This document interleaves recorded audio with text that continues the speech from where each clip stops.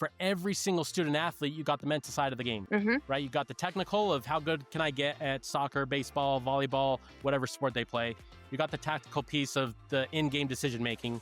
You got the physical component of how good a shape can you get in and be in. And then you got this mental piece that stays with them their entire life, whether they played the sport or not, right? So that's been a very niche driven space that I've been very intentional to immerse myself in, because it facilitates that without me, again, as you alluded to, being on the field Monday through Friday, Monday through Thursday. Hello, and welcome to today's episode of The Positively Healthy Mom. I'm your host, Laura Ollinger, teen and parent wellbeing coach and founder of Positively Healthy Coaching. And today, I'm super excited to introduce you to Nick Gumpert, who is a small business owner. He's a podcast host, which I was very honored to be a guest on his podcast called Mental, which is for young adults talking about mental skills, and the author of a book for young adults as well called Starting. And that's all about helping them build their mental skills. So you can tell there's a theme here, building these mental skills. So Nick, welcome to the podcast. Thanks, Laura. Great to be here. Yeah, awesome.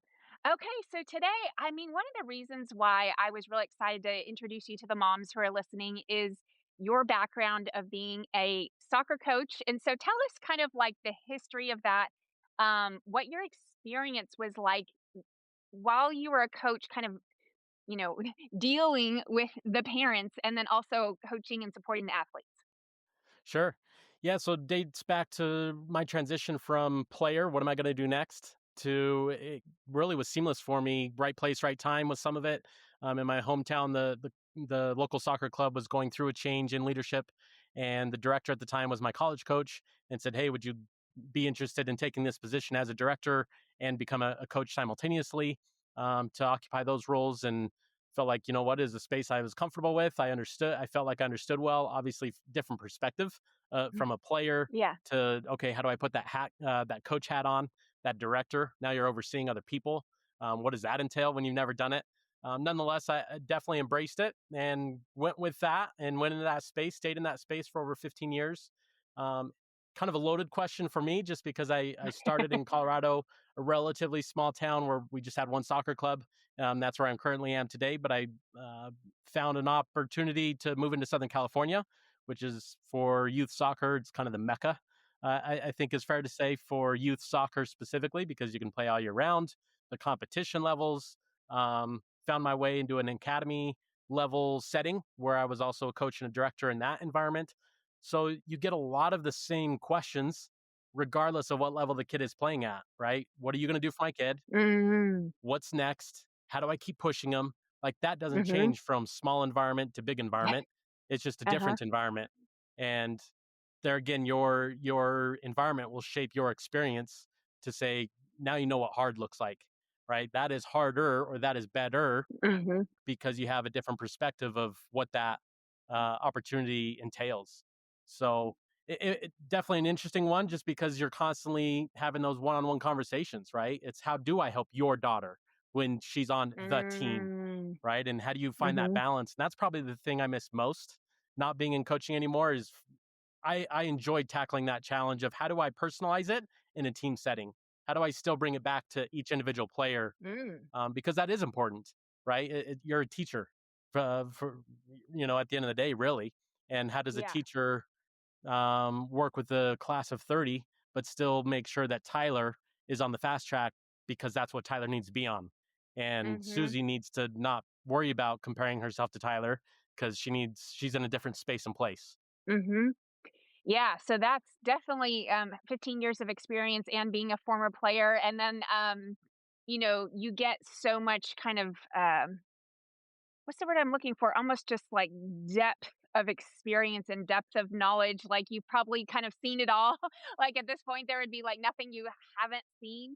What would be some kind of helpful feedback for parents who, kids are, no matter what level they're playing at, whether it's club and private or school and public and all the things. What do you think is like kind of the most helpful approach or mindset that a parent can have about their child in sports? Hopefully this is reiterating versus being groundbreaking for the listening parents out there, but it's allow your kid to run their own race. I alluded to it just a little bit ago, and I think it's such a big challenge, right? Because society sets us up to compare, to say who has more money, who has more stuff. Your kid comes home saying, I want that because I saw my best friend have that, right? This comparison culture is normal, but it doesn't mean it's healthy. And so it becomes a Mm, very challenging focal point to bring it back to and reel things in to say, I understand that my son's best friends, maybe it's plural, are absolutely killing it, and my son or daughter, they're not one of the top 5. How do I still support that versus demonize them or say you need to commit more because maybe it's not their thing, mm, right? And so it's mhm, being in that supporting role versus that lead role as a parent to say you need to get here. What if they don't want to be mm, there? What if their goal is more for the participation and the friendships than it is to say I want to be really good at that, right? mhm, And then mhm, I would piggyback on that idea to say it doesn't mean it's a waste either. Just because they don't want to go after the college scholarship, it's not to say they shouldn't play club soccer. And I think a lot of parents lose that perspective of they look at it something to say it's so expensive. I've invested so much money over so much time. Now it's a waste because you're not going to go after the scholarship and I know you're good enough. It's like again, be in that supporting role, mm. not that lead role when it comes to their decisions. Yeah, yeah. So, yeah, question, like, what is the value that they get out of what does the child get out of that club sport, if they're not gonna play in the future? Like, what is it that they get from that? I mean, I think a lot of that answer is very dependent on what is their experience with their coach and their teammates, right? Because if they Mm, have a really good coach, they're learning a lot. They're probably enjoying it because they're a good mm, coach. Why are they a mhm, good coach in your kid's mind? Because they're seen as a person. They're not overseen mm, as just they'll get in when they get in and it doesn't matter and they need to deal with competition and feel what it's like, right? mhm, Once you're seen, it's like, wow, that was worth it, right? Regardless if I'm going to go play pro or college or not. It's like I mm, maximize that experience. And same thing with the mhm, teammates environment, right? If there's so many deeper lying issues that are going to form your child within that team dynamics standpoint that go beyond, again, the scholarship opportunity or then mhm. playing at the next level opportunity. And again, sometimes we have to zoom out and not just stay zoomed in on the situation at hand.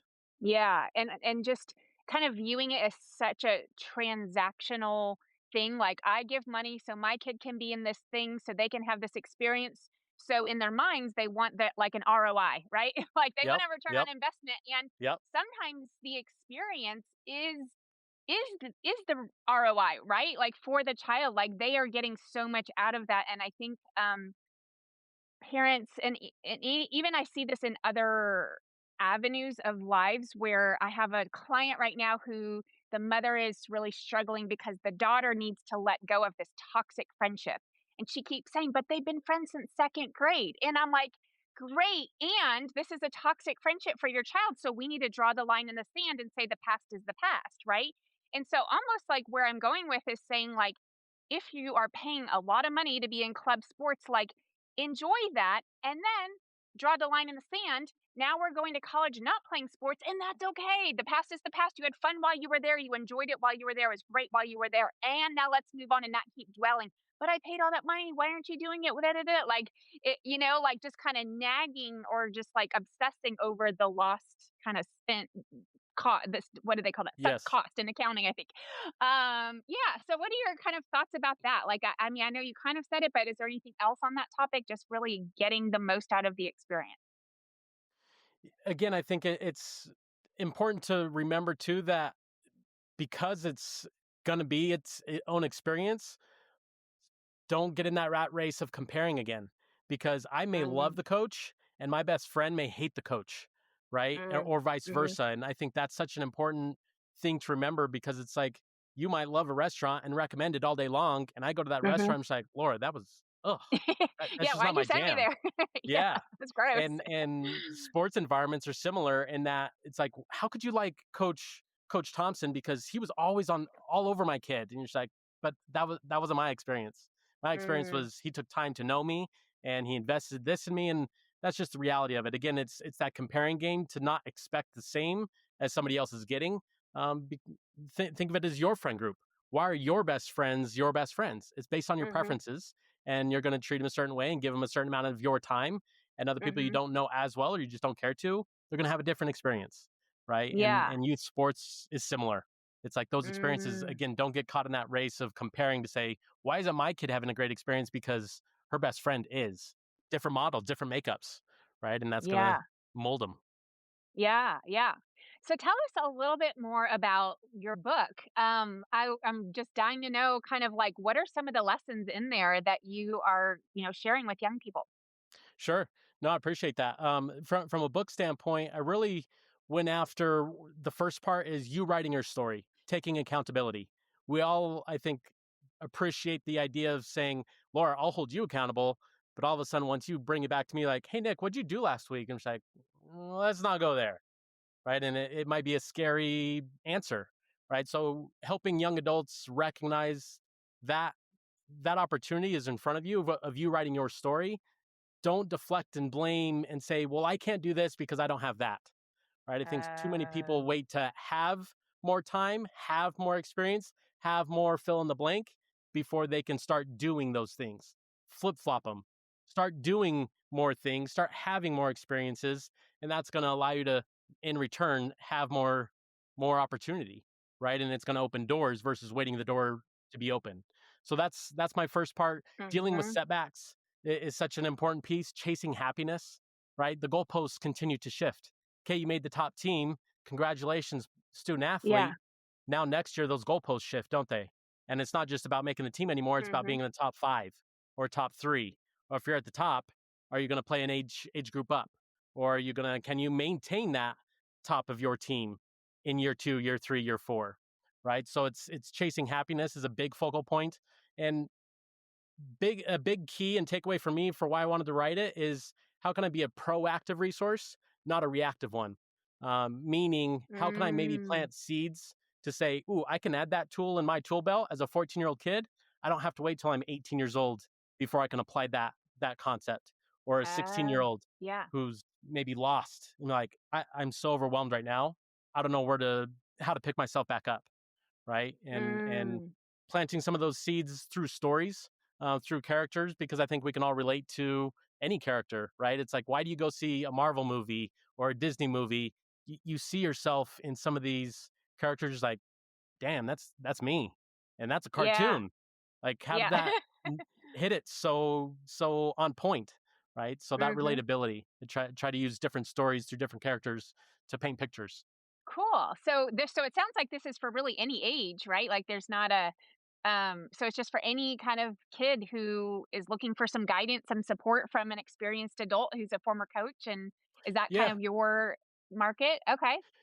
Yep, and that not even necessarily experience for me. I tried to intertwine these examples again through characters, and to be a little bit more specific. In part one, I introduced a new character for each idea within Mm. you writing your story. Versus the Mhm. chasing happiness is following one person, and it's following his story from high school and into college. Right, the messiness of relationships, the messiness of what's next. How am I going to shift Yeah. from high school to college?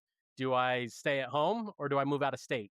And I think all of these are very relatable to that young adult Mhm. who might be in the Midwest, but they can relate to, okay, am I going to stay at home or am I going to go to Chicago or New York or Florida to get out of home, right? To get out of that comfort zone Mm. and tackle some of those what become real life issues, real life challenges. Yeah, yeah, yeah, that's just so great. So, next question is shifting over to now you're a dad and you have been for 4 years. So you have a little guy and a adorable baby little girl. Am I that's right? And Yep. you Yep. also have this beautiful wife. And so tell us now like how have you changed since being a coach to now being the dad of a little guy who's getting kind of starting to get active and getting involved in things?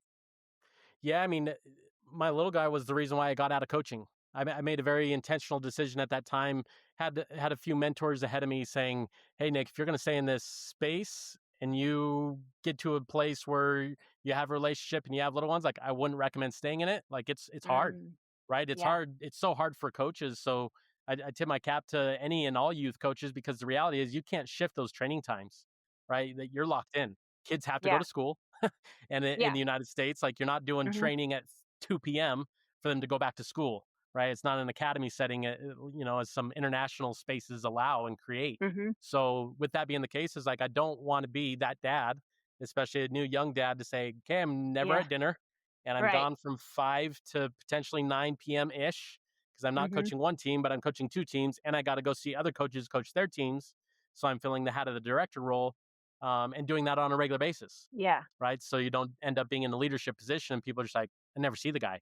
I don't even know who my director is, right? Yeah. So it's like choose your hard.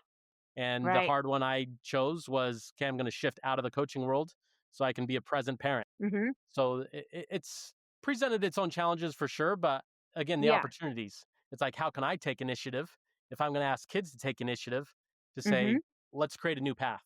Not sure what all that looks like yet, but let's Yeah. create it the way I want to create it as much as Yeah. possible. And now I get to influence that versus play reactionary. And my wife's pissed off at me because I'm never there. And now I really got to make a decision and go from there. So Yeah. I feel like that answered a question I didn't even know I had, which is kind of like that's what brought you into the world of doing your podcast and writing your book, right? Because you still wanted to be able to have a positive influence on youth, but you just weren't able to do it in the confined setting of that coaching world. So is that what it was? no, 100%. It allowed me to keep a foot in the door in the soccer space because we moved back to Colorado 3 years ago now, and the I had worked with the executive director, who's still the executive director here in Colorado, and he said, "Hey, what do you want to do? I understand you got out of coaching. You're probably not looking to get back into it. What's a role that we could facilitate?" And I said, Mhm. "Sports psychology would be brilliant because I think every Oh. coach, Yeah. it's such a challenging pillar for every single student athlete. You got the mental side of the game." Mhm. Right? You got the technical of how good can I get at soccer, baseball, volleyball, whatever sport they play. You got the tactical piece of the in-game decision making. You got the physical component of how good a shape can you get in and be in. And then you got this Mhm. mental piece that stays with them their entire life, whether they played the sport or not.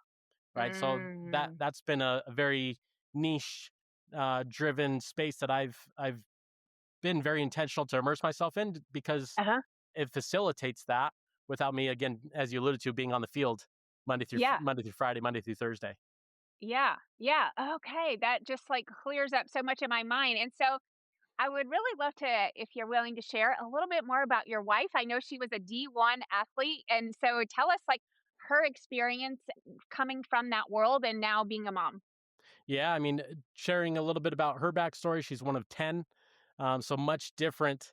I'm one of technically five, grew up with two older siblings, though, having half and step siblings. But so I'd say I'm one of three, but she's literally Mhm. one of 10. And now she's grown Wow. up in Southern California where she's having to commute 1 hour one way, sometimes an hour and a Oh. half one way, depending on LA traffic, Mhm. to go do the bare necessities. I mean, you're talking about waking up at 4 a.m.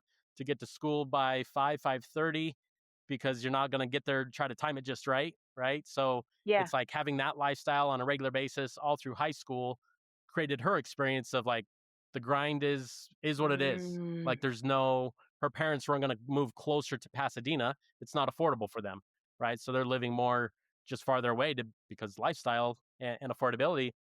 It's interesting with her. She didn't play competitively until the age of 14, primarily based on cost and having so Mhm. many siblings doing so many things. It's like can't afford it, can't afford it. Yeah. And then she got her reps in, right?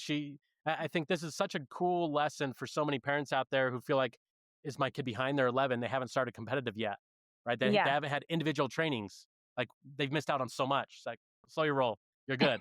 You're good. And I think my wife's kind of proof in the pudding to say she got into competitive at age 14, but it Mhm. allowed her to just experiment, try, get really good at so many things, being in the environment that she was, which wasn't competitive, right? And then she, as Mm. you alluded to, she still got the D1 scholarship. She was Yeah. recognized as an All American in high school in Southern California and scoring 30 plus goals a season. That's But amazing. she wouldn't have had that, I don't think, had she not had the prior. She didn't Mhm. have to start competitive at age 7, which is what it starts at in Southern California. You're just like, what? Yeah. Tryouts for 7-year-olds? Yeah. But that's what it demands. That's what the environment demands. That's the expectation of so many parents to say we need that, right? And Yeah. if you're a soccer club director saying no, we don't, they're going to say I'll go to the club that does because I know it's important. Mm. And so Mhm. there's the challenge. right? It's the paying customer. Yeah. Yeah, how do you work with that, like, as a parent is what I'm kind of going with this, where, maybe your child kinda gets tired or doesn't have a passion about one sport and does wanna try something new, and they are on the kinda quote, unquote, "older side," which could be, like, 8, right? Or it could be 12, or it could be 14, whatever it might be that's considered old to try something new, in our world, and so how do you encourage that parent? Like, the story of your wife is perfect where she like, I know you said reps, but, like, how do you feel I think where I'm going with this is how do you feel like becoming successful in that sport is attainable for that child? I think number one, come from the reference point of remind yourself continuously there are no guarantees, right? So regardless of how good a student athlete may be at the age of 12, maybe you're just like, how is that kid doing that at that age? That's not a trajectory for where they'll be in 10 years. Because I think Yeah. there becomes the challenge sometimes is if there isn't that resistance, and from a mental standpoint, it's like, well, things just were easy for me. I was the fastest kid on the field. I didn't have to become as clean technically because I was able to get away with it. Again, it's what pillars are in place to guide that player to continue to challenge them or to continue to Mhm. let them ride the wave of what it feels like. And then at the age of 14, they've hit a wall and the parent doesn't know what to do because they were good 2 years ago. They're really good. They Yeah. were the best. And now Yeah. they're not, right? So I think number one, remember that, right? You're never guaranteed the success in future just because you're killing Mm. it right now is an Mhm. important one. With that being said, it being in Southern California, such a challenge of, well, my kid needs to be pushed, so they need to play a year up. It's like, I understand that, but again, it's a different experience because if they're playing Mhm. a year up, they're one of the, let's be honest, for a lot of those players, they were the bottom five players, but they're Yeah. being pushed specifically to the parents' liking, right? Yeah. Versus if they stayed in their age group, they're one of the top five. What is Mhm. that experience like mentally for that 10-year-old to be a top five player versus a bottom five player? That's a Mhm. much different space and place to take up to say, I can build my confidence with this environment and I'm getting beaten down. Like, how do I develop confidence when I'm not Mhm. even relied on and nobody Mhm. socially, right? You think of when those kids get older and they're playing a year or two up, what's their social circle of friends? So often you play on Mm. team sports because you hang out with them off the field. If I'm Right. playing 2 years up, and I'm a sophomore, I'm probably not hanging out with the seniors. Could, Yeah. but Yeah. it's just different, right? Or Yeah. in Southern California, it wasn't out of question for a really top female athlete to train with boys and even play with the Oh, boys really? teams. Okay. Again, socially, you have no friend group, right? Oh, Specifically in yeah. that soccer world. So, Yeah. but what's the trade off? Trade off is they're in a fast, physical, fast thinking environment on a regular basis. The trade off is as a person, they're isolated. They can't relate to Yeah. anybody. Nobody else has that Mm. experience. My parents never had that Mhm. experience. Can't relate to them. My best friend doesn't have that experience. She's playing basketball or she's on, playing her age group. So, uh, things to be mindful of. There's always a cause and effect, right? There's always going to be a trade. And I think often parents will forget I'm giving this up to get this in return. Just a quick pause in this episode with Nick to tell you about a free live webinar I'm hosting on April 30th at noon Central Time just for moms. It's called Get Through May Without Losing Your Joy, Your Mind, or Yourself. And it's exactly what it sounds like. Sign up at positivelyhealthycoaching.com. The link is at the top. It's completely free. See you there. Yes. Okay, so I love kind of hearing that, and because the idea is, yeah, I guess what you're saying is some kids maybe peak early, right? Like they have a great starting out of the block, and then maybe they have injuries or they get burnt out, or maybe it's just not their sport after all, right? They excelled a lot at a young age. And so I like that idea just because it does leave room, some opportunities open for those kids who maybe do want to join a sport at a later age. What are your thoughts about that? A quote comes to mind when I think about that, and it's don't be afraid to start over because you might like the new story better. Mm, Right, and I think when you don't allow yeah. yourself the opportunity to start something new, you're always left with what if, right? Yeah. So by starting a new sport, again, using my wife as an example, not that she tried a new sport, but getting into competitive soccer at age 14 versus 6, 7, 8, as so many do in Southern California. it allowed her the experiences that she did, and then she was really ready and in a space and place to excel when the opportunity presented itself. And I think Mm. too many people choose not to allow. Maybe it is changing sports. I've always played basketball, and now I want to do football. It's like, I think as a parent sometimes you cringe because you're just like, God, how's that going to make me look? What am I going to tell Uh, my social group to say, hey, how's your son doing? And you're just like, he switched sports, and how are they going to judge me, et cetera, right? Again, you ran your mhm, race. You're the parent now. Let them run their mhm. race, and Yeah. and support them as best you can, because now you're setting them up to succeed and excel as best they can, right? And I think that's Mhm. such an important reminder, because again, who's to say you might not like that story a little bit better anyway? Because Yeah. again, it puts you in a different social group. It puts your kid in a different social group. Yeah, I think there's a lot to be said for that because I think that's where, parents, I know they have good intentions, but sometimes those decisions do come based off of like, oh, but those are my people, or I hang out with these people, and now wait, I don't know anybody on that team or that sport or whatever, and it's new, and so it's like, it's kind of like now that we're saying it out loud, it's like a little bit silly, like right, like we need to remember as parents, we need to be agile and following what the athlete's heart is telling them. And so if that requires us to go make new friends, then who knows? Maybe we'll like these friends better, right? Maybe it works out better, right? It kind of right? Right? Is that where you're going with that? No, 100%. And Mm. I'll play the pessimistic card real quick, because Yeah. maybe it's, well, they don't know anybody and I don't know anybody, and there's no guarantee that they're going to excel and be good, Mm. and whatever, and it's like, you know what, Yeah. but it's still going to be an experience to gauge what was worth what, right? And what does better look like? You never know what better can look like if you're just stuck in the same space and place for so many years, right? So I think sometimes play that worst case scenario, it gives you appreciation for what you did have. And now you have something to compare against, versus again, wonder, I should have done that. I should have given it a try. I should have fill in the blank. Mhm. Mhm.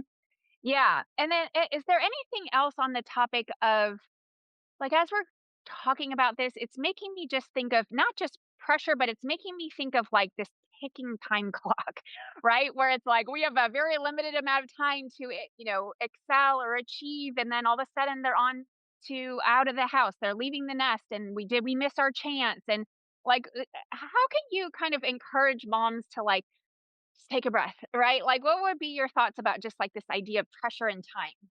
I think when we worry, so often we worry about things that happened or things that will happen, and we forget about that present moment, saying, Mhm. how do I just take this in for what it is? And again, let Yeah. my son or daughter figure things out on their terms. So I'm helping set them up to succeed as they get older. Because I think Mm. that's a tool every parent wants, right? Is to not have Mhm. that 30-year-old living at your house, having no plan, having no idea how to have a plan, because you've Yeah. always done everything for them. But hold Yeah. on, I'm just helping them. And Yeah. there's two sides to that. So that's where I would go with that thought is, again, zoom out a little bit and allow yourself Mhm. to see that, where are we going, and more specifically, where is she or he going, so I can best support that situation. So you're not driving it, you're helping guide, and steer and support it. Yeah. Yeah. And maybe we add in there just like some level of faith that it's gonna be okay, right? Like, Sure. because I see and I was certainly one of them, and I probably still am, but I see a lot of parents who overthink the decisions, and maybe that's a judgment. I'm not trying to be judgmental, but, like, there's a Facebook comment that some mom is trying to decide well, this happens all the time. There she's trying to decide if she should start her child in kindergarten or hold them back, redshirt them Oh and have man. them be the oldest one or the youngest one, like, that is this classic ongoing I'm sure you're totally not in your head, so you're like, "Yes, this is a big conversation that everybody has, and then everybody puts in their opinion, and it's the best thing ever, and oh no, just go for it, and all these things. And I remember I didn't ever have that decision, but I remember debating about this preschool decision, and I was driving myself crazy. Like, should I send him to this because that's where he'll be in the future? It was like the preschool program in the elementary, or hold him at the private or the private preschool where he was, where he had his buddies. And I was, like, driving and now it's so funny because he's 16, and I'm like, "Oh my gosh, what was I worried about?" It's so silly, Uh-huh. like, he was fine either way, right? Like, he's good, I was Yes. totally overthinking that. So, how can you just kind of like give some perspective and some encouragement to, keeping in mind that the moms mostly listening are kind of the, middle school, high school moms, but there probably is some decision that they are very much overthinking. So, what is your perspective? Stop trying to find the best decision and make the best of the decision. I think Mm, so many people are looking for the perfect, and here's the exact situation that they're in, and da da da da da. It's like, stop looking for the perfect answer, make a decision, and make the best of that situation, right? How do yeah. I now maximize the decision that was made? Because I think a lot of people paralyze themselves in moments of time, and then it's indecision. And then it's like, oh, if we would have just made a decision a little bit earlier, like Yeah. it would be on such a different path. And now you have that Yeah. regret coming in. So it's like, make a decision, make a confident, educated decision. Just be okay that there's not a perfect one at the end of the day. Hmm. Just like there's no perfect best friend. They're gonna be great, and then puberty hits, and then they're like a different person, and you're just like, Right. they're an animal. Like, I don't want my kid hanging out with anymore. Things will naturally shift, and that's normal. And normalize that. Don't don't uh don't stunt your decision making through thinking there's a perfect decision to be made. Yeah. Yeah. Man, lots of good thoughts today. Lots of great ideas and concepts and encouragement. Is there anything that we didn't touch on that you feel like is just really important, or did we kind of cover everything? No, I think you did a really good job of hitting it, finding different angles to present and what have you. So I appreciate the time and some of those ideas. Honestly, I think we did it. So, how can people find you going forward? Share your podcast, your book again, and your Instagram. Perfect. Yeah, you can find me on Instagram at Real Gump. That's REALGUMP 365. That's my main platform that I like to share information in. Podcast is called Mental, and that is geared towards young adults and helping them build the mental skills that will really set them up for life, right? And then the book is called Starting, and there again, it's geared towards young adults. I'm going to be having a second book come out this next year is my expectation, to hit Yay. a few different other pain points of young adults. Mm, For example, what do you do when you're overwhelmed? How do you pull yourself out of that rut? How about self-talk? Is your internal voice the only voice that is with you your entire life? Is it one that builds you up or breaks you down?